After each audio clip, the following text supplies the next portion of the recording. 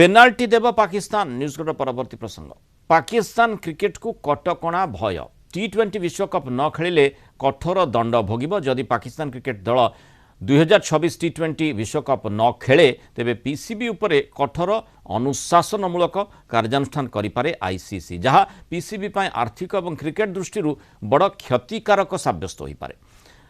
जदि नजर पकेबा पाकिस्तान उपर हेबाक थिबा संभाव्य कटकणा उपरे ताले प्रथमटी बोधे कुहाजिबो राजस्व बातिल। आईसीसी वार्षिक राजस्व पाकिस्तान अंश प्राय 34.5 मिलियन डॉलर उपरे रोक लागि जाई पारे।